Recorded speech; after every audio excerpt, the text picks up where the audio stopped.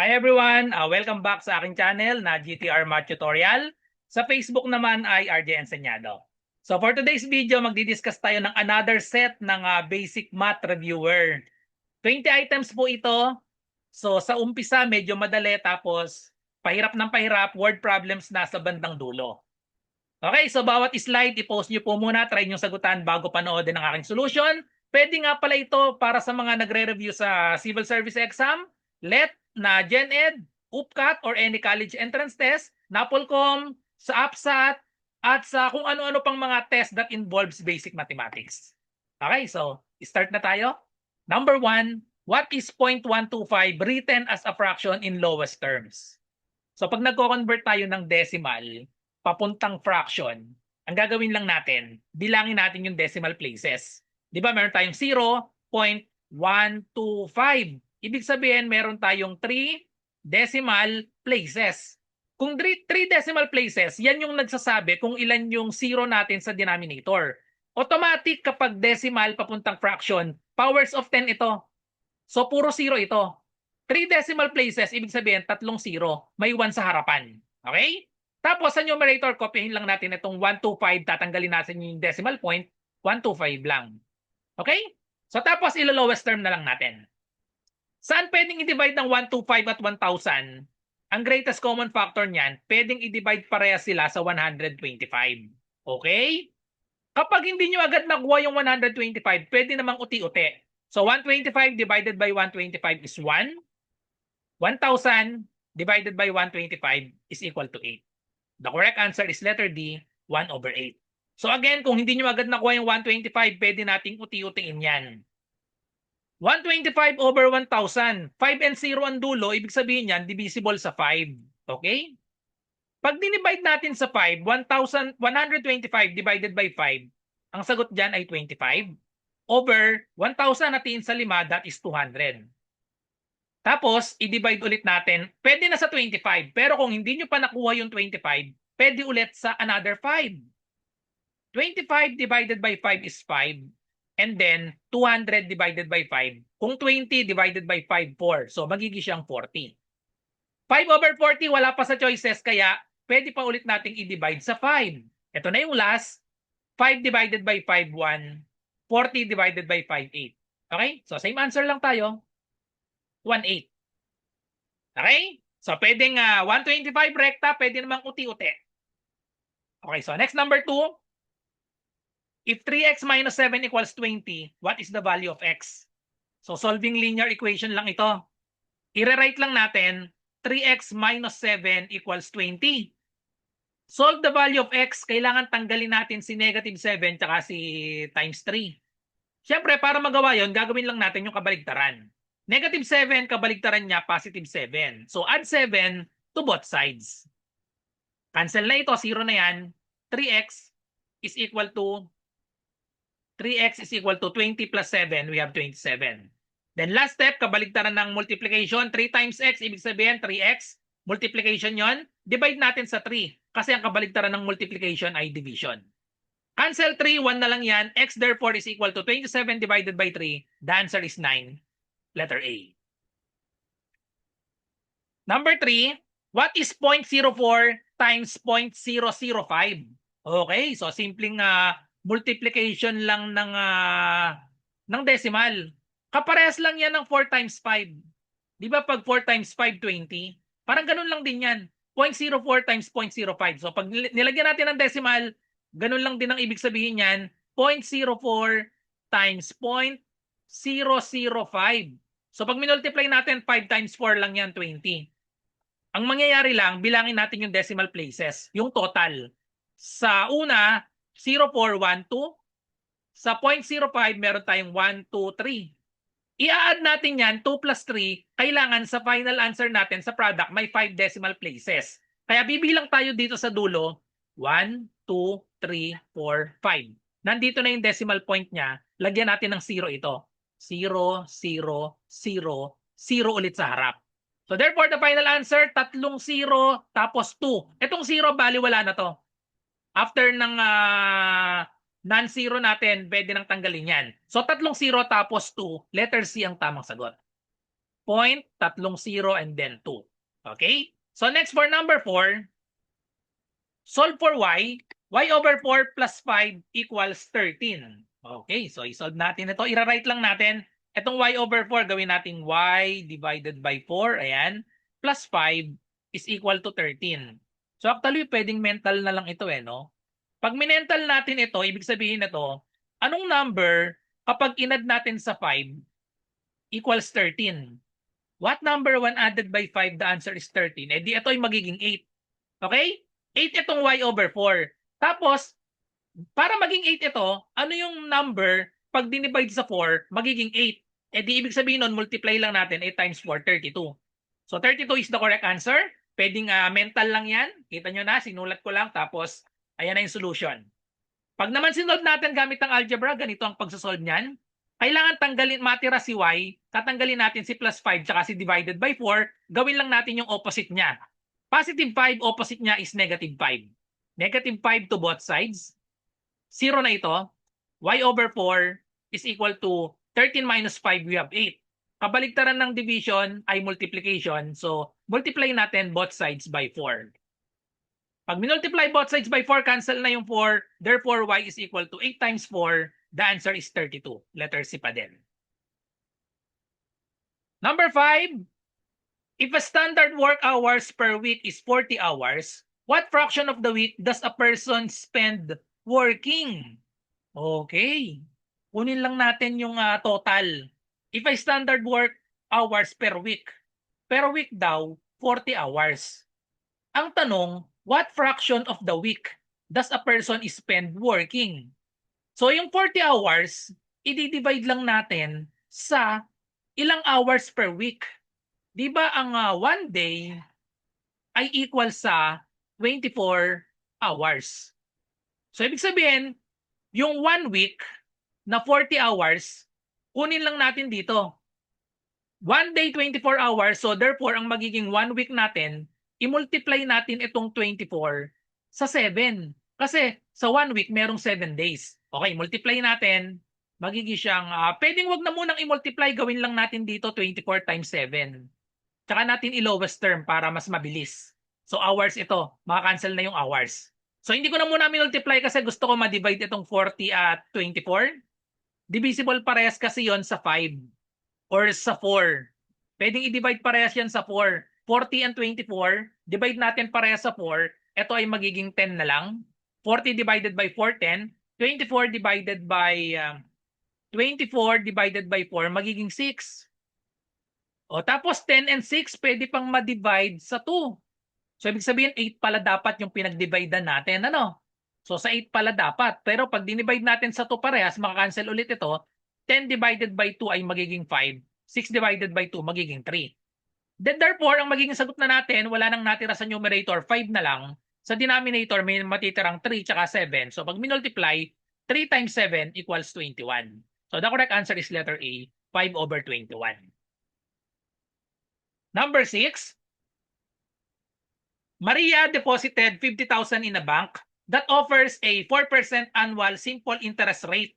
How much interest will she earn after 3 years? O kailangan lang natin ng formula ng interest. Ang formula ng interest ay equal sa PRT. P is the principal, R is the rate, ito yung naka-percent, T is time in years, I is the interest. Okay? So alamin natin yung mga given dito. Maria deposited 50,000 pesos. Yung dineposit niya, automatic principal yan. Bank that offers 4%. 4%, ito yung rate. Yung may percent, yan yung rate. Annual simple interest, yan given, simple interest rate. Dalawa kasi yung type ng interest. Annual, simple tsaka compound. So ito ay simple. How much interest will she earn after 3 years? Ito yung time. Okay? I-substitute lang natin sa formula. Ang formula ay I is equal to PRT. Okay? Ang P natin ay 50,000 pesos. I-multiply natin sa rate. Ang rate ay 4%. Ang gagamitin ko ay fraction na lang. Ang ibig sabihin ng 4% ay 4 over 100. Okay? 4 over 100. And then times the time. Ang time ay 3 years. So times 3. Bakit fraction ang ginamit ko? Kasi makakancel na ito. Cancel 2 zero sa numerator. Cancel ang 2 zero sa denominator. Bali wala na itong 1. Pag 1 na lang yung denominator. So therefore, ang matitira dito, pwede na nating i-multiply ito, no? 500 times 4 times 3. Unahin natin itong 500 times 4. Tatlong 500 or apat na 500, that is equal to 2,000. Okay? And then 2,000 multiply natin sa 3, tatlong 2,000, the answer is 6,000 pesos, letter C. Number 7, ratio and proportion. The ratio of boys to girls in a classroom is 3:5. If there are 40 students in total, how many girls are there? So ratio and proportion, ang ratio daw ng boys to girls ay 3:5. Okay? So ibig sabihin, boys to girls, tapos given daw there are 40 students.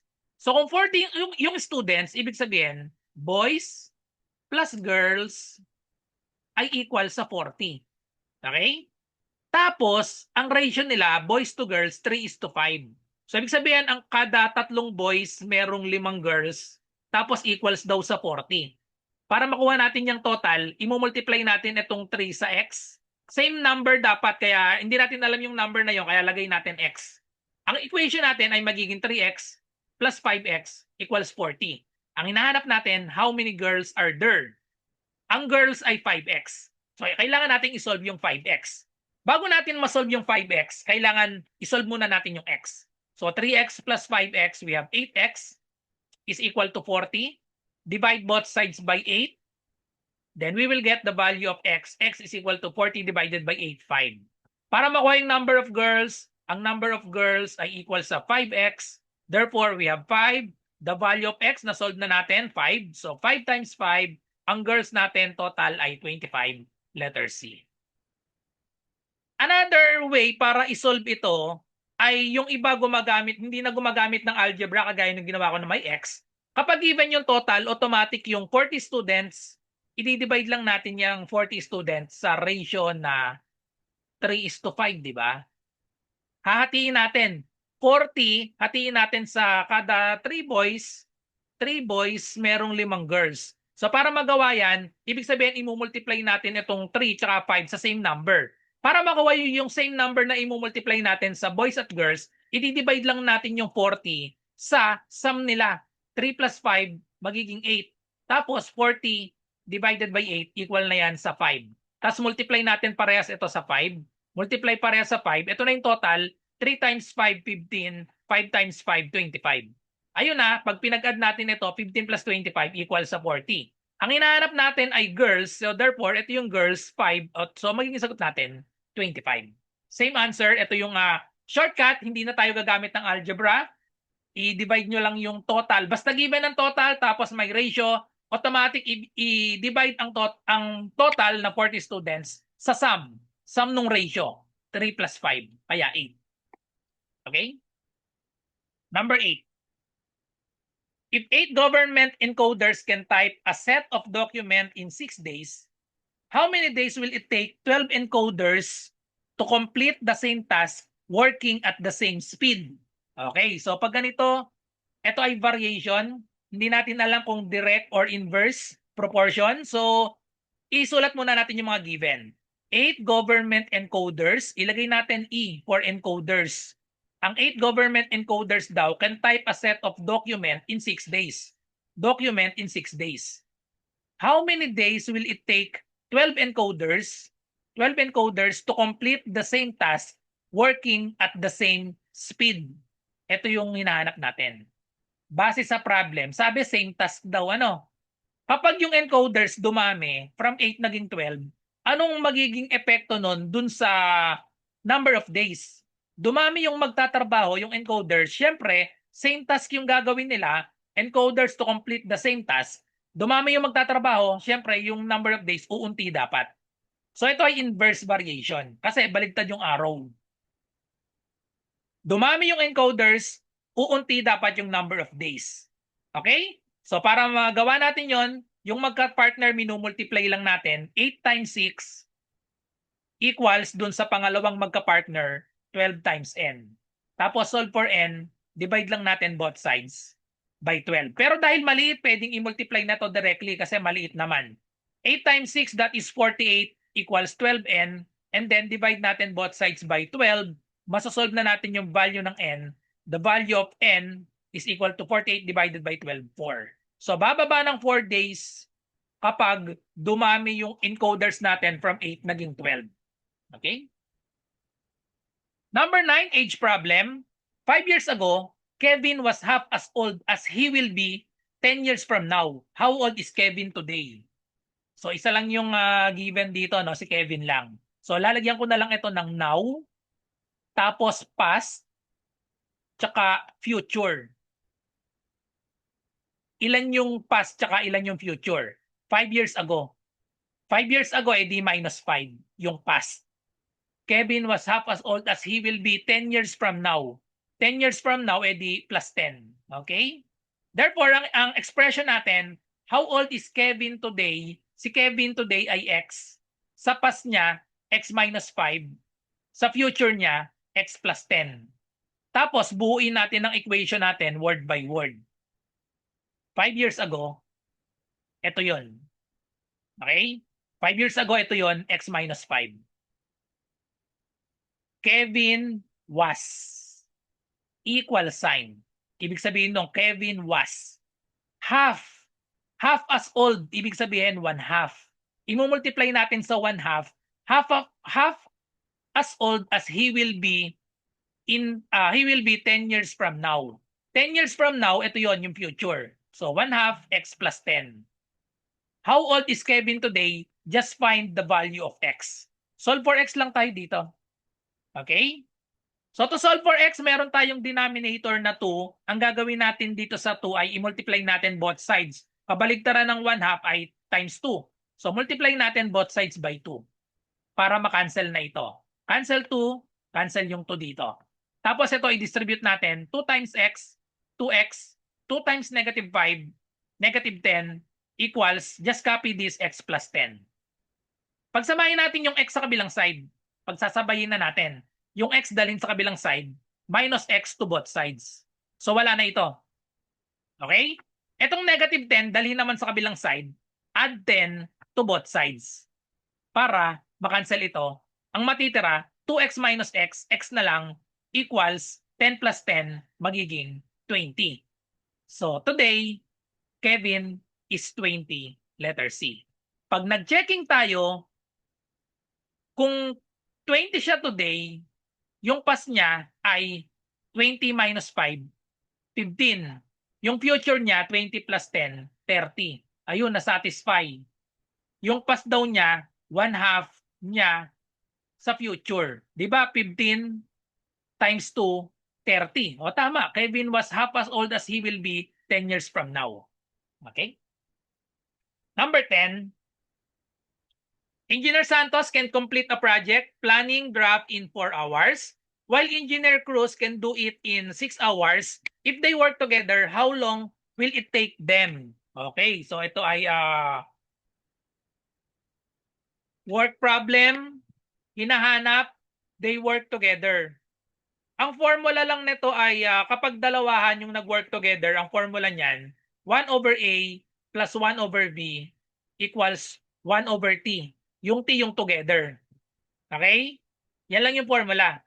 May shortcut tayo dito kapag together product over sum, pero dito rin nanggaling yon. Yung product over sum dito lang din nanggaling sa formula na ito. Kasi kapag kinross multiply natin ito, pakita natin ha, pag kinross multiply natin, sige, substitute na natin yung given.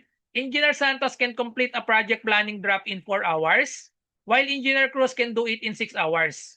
So palitan natin yung A at B ng 4 at 6. So we have 1/4 plus 1/6 equals 1/T. Yung T palitan natin ng X. Nakakalito yung T. Baka mukhang plus sign. So product over sum lang ang kakalabasan nito kasi pag kinross multiply natin ito, pag nag-add tayo ng fraction, di ba? Butterfly. Pag binutterfly natin, 1 times 6, we have 6. Plus 4 times 1, we have 4. Over yung product nila, 4 times 6 or 6 times 4 equals 1/X. O dito lang din nanggaling yung product over sum. Dahil 1/X, pwede nating pagpalitin ito. Pagpalitin. O syempre, pag pinagpalit natin yan, kasama ito. So magiging na siyang 6 times 4 over 6 plus 4. Kaya ang shortcut, product over sum. Kasi dito nanggaling yan. Yung x over 1, pwede na nating isulat yan as x na lang. O, di ba? Product over sum na yan, which is yung shortcut. So, tandaan yung shortcut dito lang din ang galing. 6 times 4, magiging siyang 24 over 6 plus 4, 10. Kapag dinivide, 24 divided by 10 is 2.4 hours. Letter A yung tamang sagot. Kung gusto niyo magdiretso kayong shortcut, product over sum lang. Dito lang din na-derive yung product over sum sa formula na ito. Pero maganda kabisado niyo yung formula kasi may time na hindi applicable ang shortcut. Kaya lagi kong sinasabi sa work problem, may shortcut, product over sum or product over difference sa alone. Pero kailangan alam niyo itong formula dahil may time na hindi siya applicable, lalo na kapag may tumigil. Halimbawa, nagtrabaho ng 2 days si A, tapos tumigil, tinapos ni B. Hindi na pwede ang shortcut doon. Pwede lang ang shortcut kapag sabay silang nagtrabaho simula umpisa hanggang matapos. Pag may tumigil, kailangan formula na ang gagamitin nyo dahil maliligaw na kayo pag gumamit kayo ng shortcut, siguradong mali na. Okay? Halfway na tayo, number 10. So, invite ko kayo para sa mga nagre-review. Ito yung offer ko sa inyo na review. Meron akong 99 pesos only. 500 slots available lang pero lampas na ako ng 500 dahil maraming hindi nanonood ng live replay lang kaya nag-accept pa ako. So sa ngayon, tapos ko na yung day 1, day 2, and day 3. Pwede pa kayong humabol. Meron pa tayong day 4 hanggang day 10. Ito yung mga specific topic na i-discuss natin. Meron din tayong mga Google Forms reviewer sa ibang subject. 150 item mock test, only replay ng past session sa exclusive GCN FB group. Para mag-join, mag-message lang kayo sa akin sa FB ko, RJ Enseñado. Kung napapanood nyo naman ito, natapos na itong mga date na ito, pang August 2026 ito. Kung napapanood nyo ito nang tapos na yung date, ibig sabihin, may bago akong schedule. Halimbawa, pang March 2027, August 2027, or sa mga susunod pang taon, pag napanood nyo ito, may bago akong schedule, mag-message lang kayo sa akin sa FB ko, RJ Enseñado. Ito yung example ng mga Google Forms na sinesend ko. Napakadami. Tingnan nyo tong daily quiz ko, ang dami niyan. 10 items to 15 items yan. Itong mga daily quiz. Numerical reasoning, napakadami. May 40, 30, 50, 75, 25 items, karamihan. May verbal ability, analytical, Filipino, general information. At napakarami ko sa verbal. Ito, vocabulary, reading comprehension, identifying error, grammar. Ito, additional pa to na quantitative, numerical reasoning din ito, problem solving, may logical reasoning pa dito. Kaya napakasulit ng 99 nyo, kaya mag-message lang kayo sa akin para makasali kayo. Sa mga self-review naman, ito yung maire-recommend ko sa inyo na reviewer. Itong dalawang ito, meron ako parehas nito, napakagandang reviewer. Kaya i-click nyo lang dito sa description, makikita nyo kung sa YouTube kayo nanonood. Kung sa FB ay i-click nyo lang din yan. Bawat video ko, itinatag ko dun yung itong dalawang book na to, napakaganda, purchase nyo na yan. So ipagpatuloy natin, number 11, work problem pa rin tayo. Pipe A can fill a water tank in 8 hours, while pipe B can empty. Pag empty, ibig sabihin nun na negative dapat kasi empty. Hindi siya nakatulong, no? Hindi nakatulong, nakabawas pa. Kasi pipe A can fill a tank. Pipe A can fill a tank in 8 hours, while pipe B can empty the full tank in 12 hours. If both pipes are opened simultaneously, so isipin nyo, finifill ni pipe A while si pipe B ini-empty. So nakalimutan na yung pang-empty, nakabukas pa rin. When the tank is empty, how long will it take to fill the tank? How long will it take to fill the tank? Dahil nakakabawas yung isa, ang formula natin dito, 1 over A minus 1 over B equals 1 over T. 1 over T for together. Yung T gagawin ko na lang X. Yung together na open. So solve for X lang tayo dito, ipalit natin yung mga given. Ang shortcut dito ay product over difference lang. Kasi subtraction. Pag subtraction, product over difference. So 1 over 8, itong una, 1 over 8. Minus natin yung 1 over 12 equals 1 over X. Pwede tayong hindi gumamit ng shortcut, isolve lang natin ito. Saan natin pwedeng i-multiply itong 8, 12, tsaka x? Ano ang LCD ng 12, tsaka 8, tsaka x? LCD lang yan, 24. 24x. Ito yung another solution ha. Gamitin lang natin yung formula. Mamaya yung shortcut, product over difference, i-check natin, same answer yan. Pag dinistribute natin ito, 24 divided by 8, 3 na lang yon. Times x, 3x. Minus 24 divided by 12, 2 na lang yon. Times x, 2x. Ayun, pag sinubtract, x na lang yan. Equals, cancel tong x, 1 times 24, 24. Tapos, 3x minus 2x, edi x na lang, equals 24. So, 24 hours, napakatagal para mapuno yung pool kasi nakalimutan nga yung isa na pang empty. Okay? So, after 24 hours, puno na. So, ito yung gamit naman ng shortcut. Gamit ang shortcut, dahil subtraction, ito ay product over difference lang. Product over difference. So, ano yung given natin? 12 and 8. So, therefore, 12 times 8 divided by the difference, 12 minus 8. So, pag minultiply natin 12 times 8, that is equal to 96 divided by 12 minus 8, 4. Pag dinivide natin 96 divided by 4, the answer is 24. Same answer, letter C. Number 12, motion problem. A motorist drives to a destination at an average speed of 40 kilometers per hour and returns along the same route at an average speed of 60 kilometers per hour. What is the average speed for the entire round trip? May shortcut tayo para sa round trip. Ang shortcut para sa round trip na hinahanap yung average speed, shortcut na tayo, diretso. Average speed, dalawang formulang ipapakita ko sa inyo. Ang shortcut average speed ay 2 times the speed 1 times speed 2 over the sum speed 1 plus speed 2. O, ito na yung rectang shortcut. 2 times ano yung speed 1? 40. Speed 2, 60. 2 times 40 times 60 divided by their sum, 40 plus 60. So, ano magiging sagot natin? Ay, gawin ko muna, i-multiply lang muna natin para ma-cancel. Kasi itong denominator 40 plus 60 magiging 100. O di maka-cancel na itong cancel na yung 100, cancel yung tigisang 0. Ano magiging sagot? 2 times 4. 2 times 4 is 8 and then times 6, 48. So therefore the answer is 48 kilometers per hour, letter A.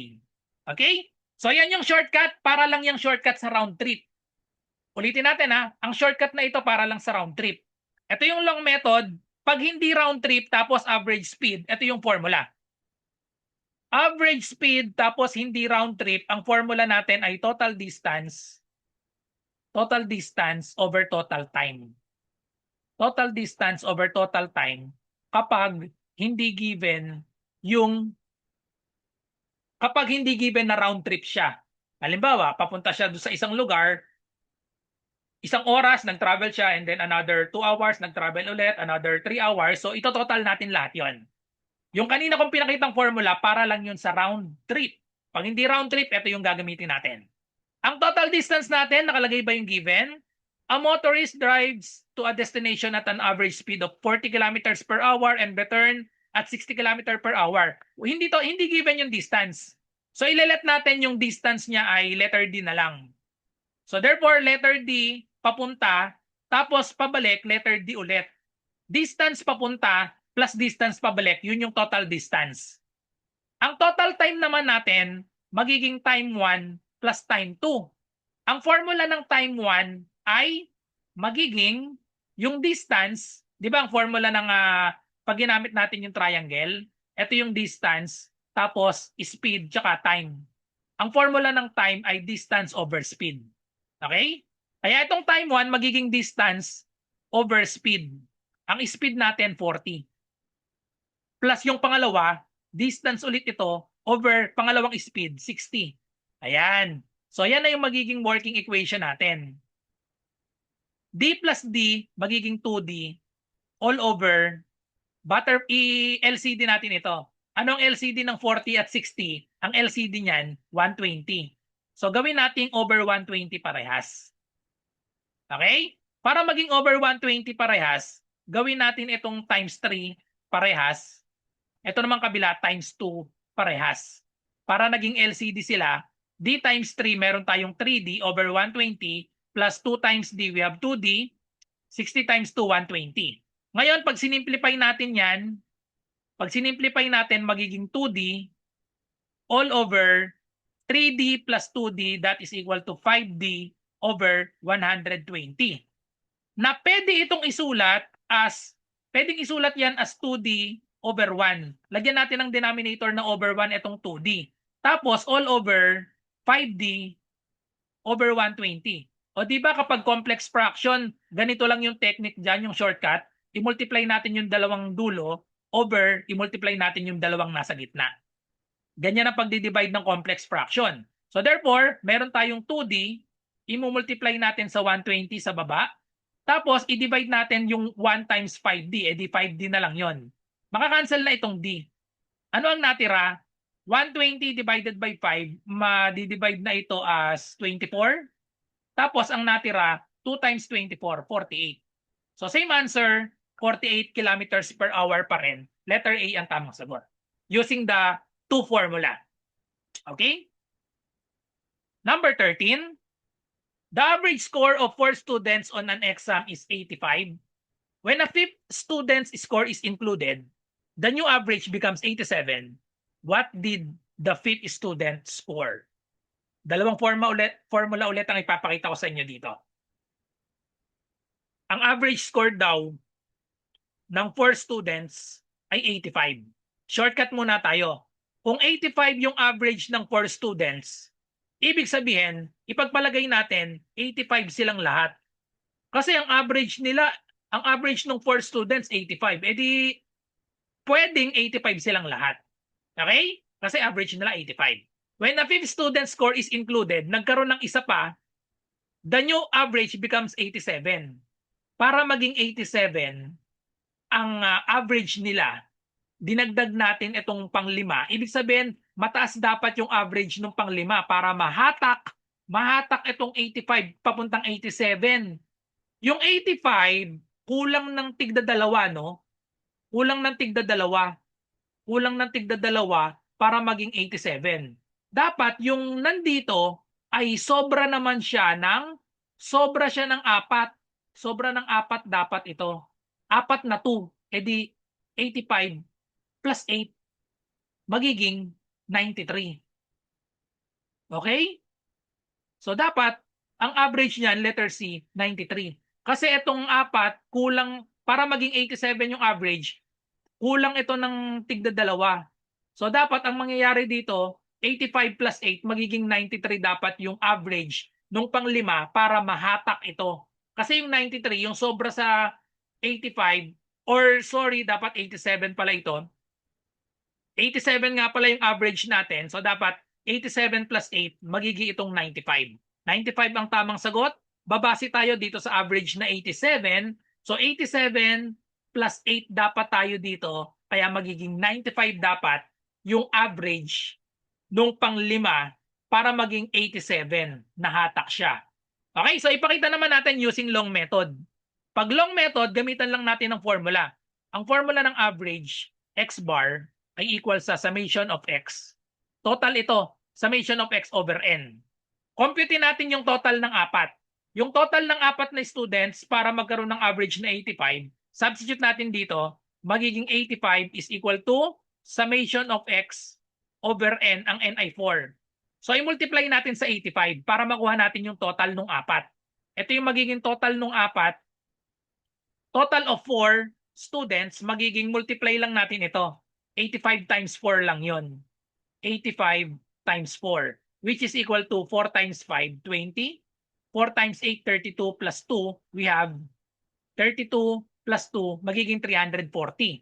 Ngayon, ang dumagdag yung pang 50 student, magiging 87 ang average. So, gamitin ulit natin itong formula natin. Ang average daw, magiging 87.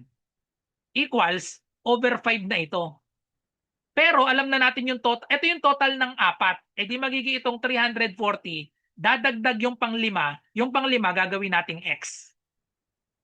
Okay? Ngayon, solve for x. To solve for x, i-multiply natin both sides by 5. O, multiply natin both sides by 5 para makancel ito.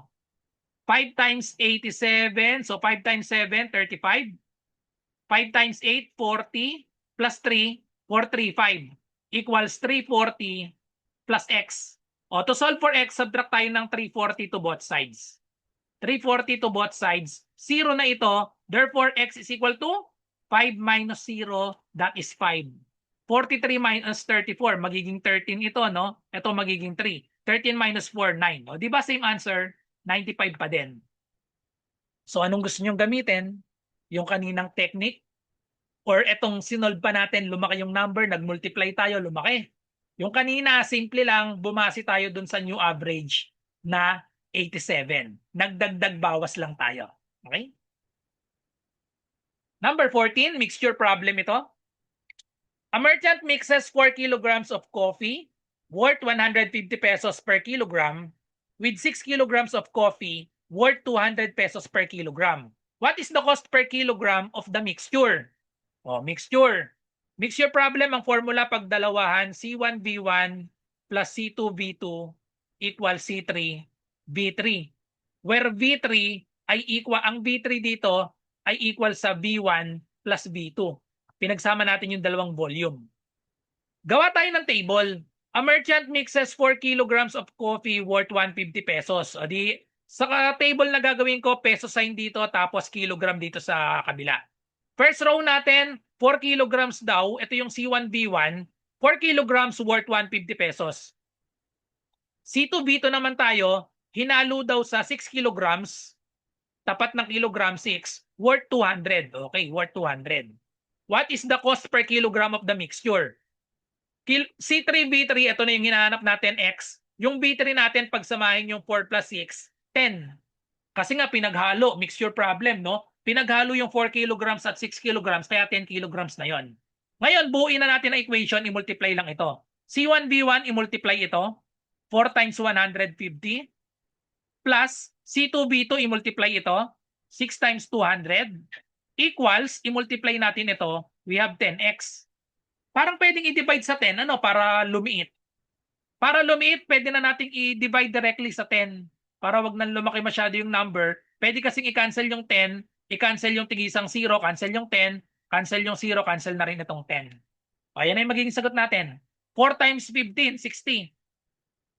6 times 20, that is 120, equals x. Pag inad, 60 plus 120, 180, equals x. So the correct answer is letter B, 180. Okay? Number 15. O, geometry problem. A cylindrical water container has a radius of 3 meters and a height of 4 meters. What is its approximate volume? O, volume ng cylinder. Gamitin lang natin ang formula ng volume ng cylinder. A cylindrical water container. Ang pi, approximate value ng pi, 22/7. Ginagamit din yan.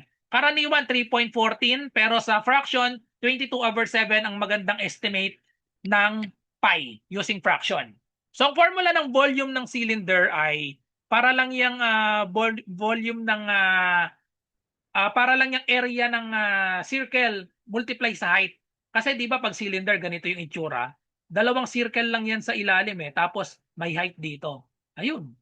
Kaya ang volume ng cylinder ay area ng circle, parehas yan, parehas circle yung congruent circle yung dalawang taas, tapos i-multiply lang sa height. Okay? Kaya pag nakalimutan nyo ang formula ng cylinder, isipin nyo lang circle sa baba, circle sa taas, tapos i-multiply nyo sa height. Okay, so substitute the given. Ano ang given natin? Ang radius daw 3 meters. Di ipalit natin. Yung pi, palitan natin ng 22/7. 22/7. Ang radius natin, given 3. So we have 3 squared. Ang height naman natin ay 7 meters. So 7 din dito. Therefore, pwedeng makancel yung 7 tsaka 7. Ang matitira 22 times 3 squared, that is 9. Okay, multiply lang natin manually. 9 times 2, that is 18. Carry 1. 9 times 2, that is 18. 18 ulit. Plus 1, 9. So therefore, 198, ang unit natin ay meter squared. Cubic meters. Volume nga pala ito. Cubic meters, letter C. 198 cubic meters. Number 16. The sum of two numbers is 30. and their difference is 12. What is the value of the larger number? Ilalat ko yung dalawang number x and y. Ang sabi, ang sum daw ng two numbers 30. Therefore, first equation, x plus y equals 30. Okay? And their difference is 12. Difference 12, edi x minus y equals 12. Ang hinahanap, what is the value of the larger number? Automatic ang larger number dito yung nauna. Kasi nung sinubtract sila, positive yung sagot. Ibig sabihin, ito yung larger, yung x. Okay? Kasi positive nung sinubtract. Larger yung x. Para ma-solve yung x, mag-elimination method lang tayo. I-add natin itong dalawang equation natin. Kasi pag in-add natin, makakancel lang itong y. Positive y minus y 0.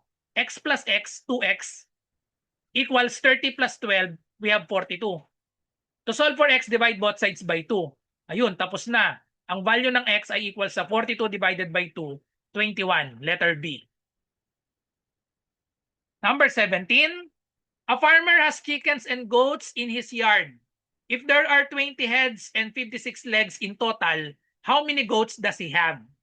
Assuming na yung normal lahat, ibig sabihin, yung chicken may 2 legs, ang goats naman may 4 legs. Okay? System of equation lang ito. Kung 20 heads, ang hinahanap natin, how many goats? Goats ang hinahanap, di ba? So, ibig sabihin, goats plus chicken, first equation, goat plus chicken equals 20. Equation number 1. Equation number 2, legs naman tayo. Ang legs daw nila, ang total ay 56. Ilan ba ang legs ng goat? 4. So, 4G plus ilan ang legs ng chicken? 2. Eh di magiging 2C equals 56. Equation number 2. Ang hinahanap natin, goat. Dahil goat yung hinahanap, kailangan makancel itong chicken. Para makancel yung chicken, itong G plus 2C, elimination method ang gagamitin ko ha, elimination method. Itong G plus C equals 20, equation number 1, imumultiply ko sa negative 2. Negative 2 both sides para makancel ito, para magpareha siya dito. Okay, so dito natin isusulat ha. I-add na natin dito. Ito yan, equation 2, tapos ito na yung pangalawang equation 1, nakamultiply sa negative 2. Negative 2 times G, negative 2G. Negative 2 times C, negative 2C, equals 20 times negative 2, negative 40. Pag in-add natin kasi, makakancel na yung 2C. Wala na. Matitira na lang yung G, goat.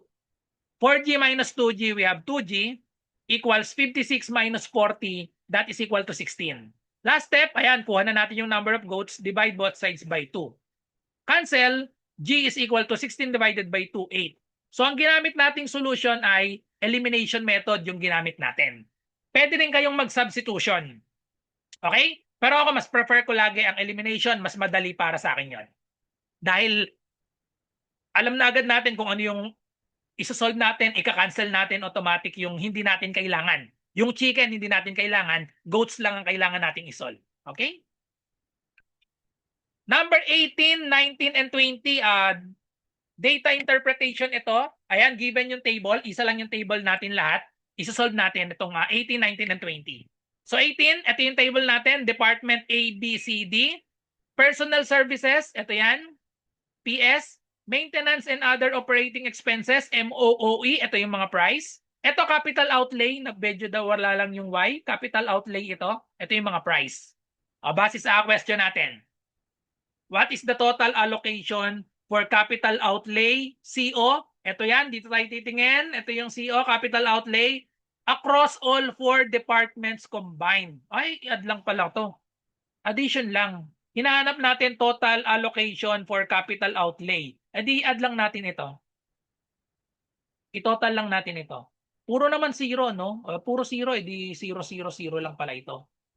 0, 0, 200, 400, 100, 150. O ilan yon? 2, 4, we have 6, 7, 8. Di 850. 850,000. Okay? Letter C ang tamang sagot, 850,000. Number 19, same table. What is the ratio of Department C? Department C Personal Services. O, i-highlight na muna natin. Kung ano yung hinahanap natin, i-highlight na agad. What is the ratio of Department C? Department C's personal services budget to Department D's personal din, no? So ito yung hinahanap natin dito. What is the ratio of Department C personal services PS budget to Department D? Department D personal services. Personal services parehas. Eh di ito lang yon, i-ratio lang natin. So ang ratio nila 400,000 is to 700,000. Eh tanggalin lang natin yung maraming zero. Tig 5 zero, tanggalin lang yung tig 5 zero. So therefore ang ratio na nila ay 4:7. Bawal mabaligtad to ha, letter A. 4:7. Mauuna dapat yung Department C dahil nauna siya, tapos ratio ng Department D. Okay? So bawal magkabaligtad. Baka mabaligtad nyo, letter B, mali itong letter B. Okay? Last number 20. What is the average maintenance and other operating expenses, MOOE, ito, budget across the 4 departments? O, hinahanap natin average. O, gamitin lang natin ang formula ng average. Average daw ng MOOE, ito. I-average lang natin ito. Paano yung formula ng average? Pwede tayong magdagdag bawas dito, ha? Alam nyo yung dagdag bawas, pwede natin i-estimate, lalo na kung may choices. Bawasan natin yung pinakamalaki, tapos i-balance natin dito. Pagpalagay kong 250, tingnan natin nga kung pwedeng mabalance ito sa 250. Kasi kapag naging 250 ito, itong 400, yung 400 bawasan ko ng 100. Bawasan ko ng 100 ito. Magiging siyang 300 na lang. Yung 100 idagdag ko dito, magiging siyang 250. Okay? Magiging 250 ito. Yung isa magiging 300. Tapos, ayun, 300 tsaka 200. Hindi na magiging 250 kasi itong 300 at 200 pwede itong maging 250. Bawasan ko ito. 250, bawasan ko ng 50 ito, idagdag ko dito, magiging na siyang yun, dalawang 25. So ibig sabihin, tatlong 25, tatlong 250, isang 3. So ibig sabihin nun, ang magiging sagot dito ay mas mataas sa 250. So ang magiging sagot ko dito, magiging letter B. 262,500 kasi mas mataas dapat siya ng konti sa 250 kasi yung isa 300 eh. Sobra yung 50,000, so idadagdag natin. So yung pag-estimate lang, letter B yung magiging sagot. Gamitin naman natin yung formula talaga. In-estimate ko lang yun ha, dagdag bawas technique. Ang formula ng average, x bar, ay summation of x over n. I-add lang natin ito. O, madali namang i-mental to, di ba? 300, 200, 400. Ilan na lahat yon? 3, 2, 4. This is 5, 6, 7, 8, 9. 1 million. 1,050,000. O, 1,050,000, i-divide lang natin sa 4 sila, divided by 4. Okay? So, pag dinivide natin yan, i-divide natin manually. Okay, divide natin manually. 1,050,000 pesos divided by 4, i-manual natin. This is 2. 2 times 4, we have 8. Subtract 2, bring down 5, magiging 6. O, diba? Tapos na. 6 times 4, 24. Huwag nyo nang idiretso. Letter B na. Ayun o, 26 na o. 26 na. Para makasave ng oras, ganyan lang yung technique. Lumabas na agad sa choices, 26. O, nasan yung may 26? Letter B. Wala nang iba. Pagpatuloy na lang natin para to verify. 1, bring down 0, dito ulit. 2 times 4, we have 8. Subtract 2, bring down 0, 20 divided by 4. Eksakto na siya, 5. 5 times 4, we have 20. At kopyahin na lang natin yung natira pang 2 0. Letter B ang tamang sagot. Okay, that's it. I hope nakatulong ang 20 items na questions na pinresent ko sa inyo para sa inyong pagre-review kung anumang exam na pinaghahandaan nyo na merong basic math. So good luck sa lahat ng nagre-review. Kung first time nyo dito, huwag nyo kakalimutan mag-subscribe and hit the bell button para updated kayo sa mga susunod pang mga reviewer na i-upload ko. So bye-bye and God bless.